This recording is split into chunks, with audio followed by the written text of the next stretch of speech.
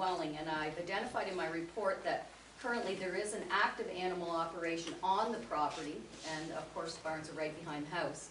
Mr. Zanti has acknowledged that, and he acknowledges also that he will discontinue that operation once he gets approval for the official plan and zoning amendment. He will certainly phase that out. So we have to deal with that situation and I suppose give him approval, but in his approval we have to ensure as a municipality that that in fact is going to happen before the lot is created.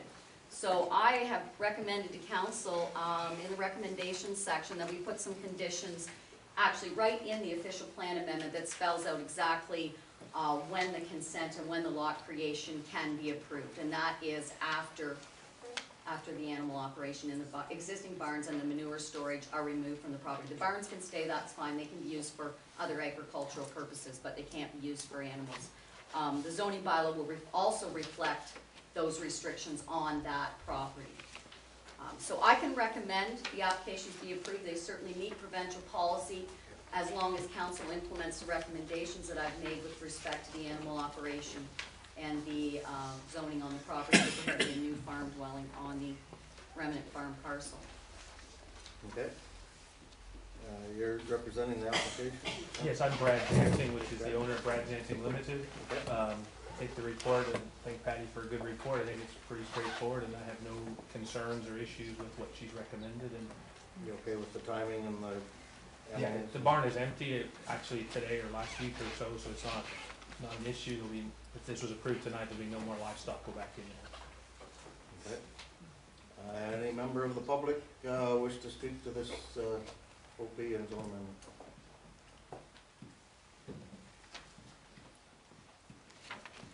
Anyone from the public? Members of council, any questions?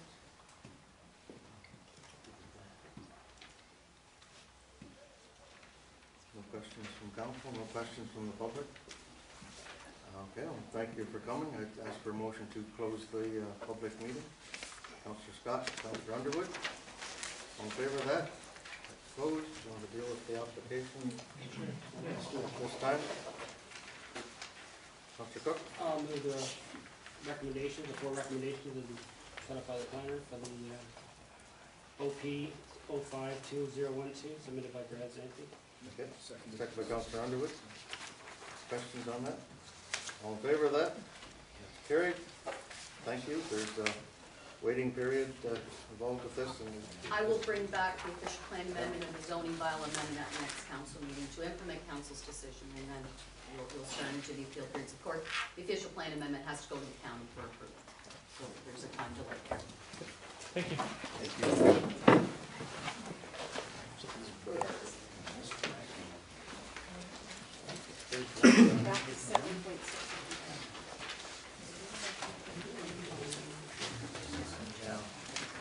7.6, the one piece of correspondence that we didn't, we tabled that to later. Do we want to refer this to staff to include in the discussion? Councillor Moss. Well, I'll just go back to what we said earlier. Yeah, I think we do. And I'd like, if Councillors Scott and Russell are willing, I'm going to suggest or move that they take a lead on this because it has become a political issue. It has become a controversial issue. And I think it is going to involve staff from the different levels of government, so I think it will be helpful to have the 2 board councillors who are familiar with the issue and can do something about it. So my motion would be that we take 7.6 and move it over to staff, and that we appoint Councillors Scott and Russell as the head people to deal with the solution to this issue in a timely fashion. Okay, there's a motion. Thanks a lot. Thanks a lot. Second by the deputy mayor. I guess my question, are we putting another layer in? Is the committee going to meet with staff, and then staff's going to bring a report back, and council's going to have to approve it anyway? Councillor Russell? I agree with you. Yeah. Really? Yeah, yeah, and I agree also with the motion. I think what we've had is we've had a log jam. Yeah. Sorry, I had to use that term. Yeah, very nice. Very nice. But we've had a log jam, and I think what we need to do is we need to do encouragement, and I think it's not creating another layer of bureaucracy. As we heard with Brent tonight, he was was embarrassed to be providing a part of a report. He wasn't really providing the report because he's bringing us a report. I think we have an emergent motion, did we not, from Councillor McGuire? So I think he's working on this. It's the fact that the delegation's here, we're dealing with it. I think it would be really nice. I have no problem if council would let Councillor Scott and I work with them, but no, I don't want to create another thing. Because I'm going to go back to a question that was asked during the presentation.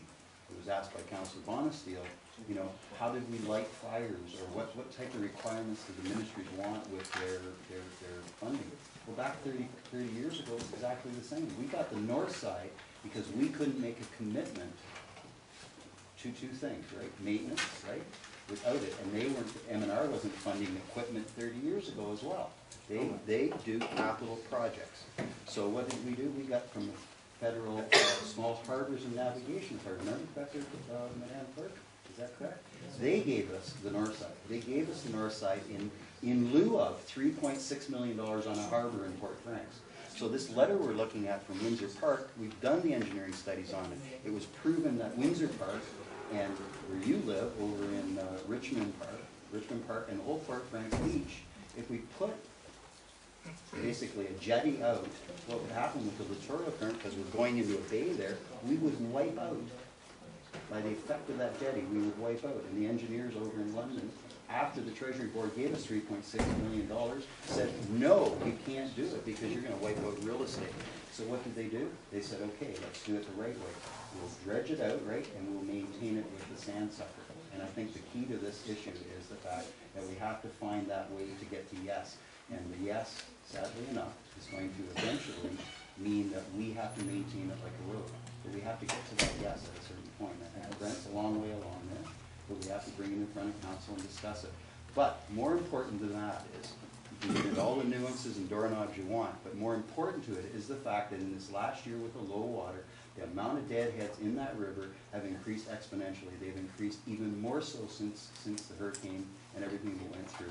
And the fact of the matter, we had reports here at council 2-3 years ago that talked about up in the Middlesex range, above DeFore.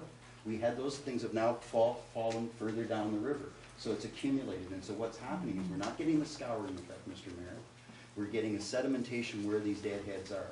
And that river is a lazy river except when the water gets really high. And then it still brings the sedimentation down from 5 counties. We know that. We end up with all the stuff down on that river. So we might have to use the whole EMS type of thinking. We might have to, because if we sent somebody out right now, like an Alex Scott or whatever, and if they did a real survey of the river and started talking about ice jamming, the potential for ice jamming has gone up exponentially because of these deadheads in this last year. That's the issue. The ice jam study was done 4 years ago now, Mr. Mayor. So 4 years ago, we have done nothing for 4 years, and now we really have created through nature, low water, right, and the deadheads. We've created worse conditions for ice jamming in this coming winter if we have a tough river. The oxbows are all filled in, everything's filled in. We've got nowhere for the ice to go, and it's going to jam up like this, and all of Plan 6 in Port Franks is going to be underwater. And I have seen that. I lived there. So you don't want to be on the committee?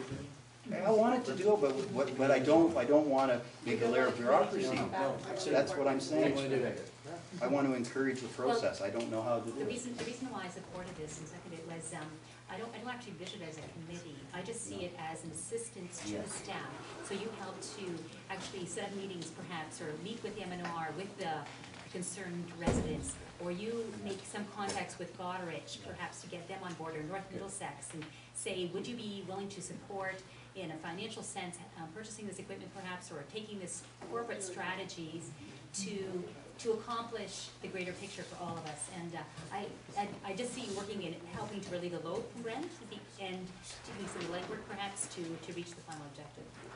That's my perspective on it. Mr. Scott? Okay. If you go back to the old-fashioned way of how a dune is formed, you have an object in its way, the sand builds up around the tree, eventually grass grows, and you get a dune. That's the simplified version. There's a much longer and more involved one. The same thing happens on a riverbed. I've been in Port Franks.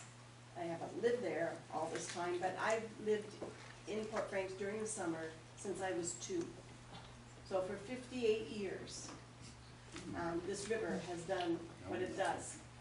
So these people are correct. It's not being maintained. But I still think we've got